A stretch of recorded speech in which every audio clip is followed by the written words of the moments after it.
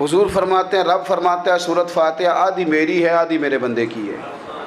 جب اس نے کہا الحمدللہ رب العالمین الرحمن الرحیم مالک یوم الدین ایاک نعبد و ایاک نستعین، جب یہاں تک وہ لفظ کہتا ہے تو یہ حصہ میرا تھا۔ اس نے اپنے رب کی تعریف کی، اور جب کہا نا اس نے اہدنا الصراط المستقیم، اب بندے نے التجائیں شروع کر دی۔ اس نے کہا کہ مالک بھی تو ہے، رحمان بھی تو ہے، رحیم بھی تو ہے، عبادت بھی تیری کرتے ہیں تو مدد بھی تو تجھی سے مانگنی ہے نا۔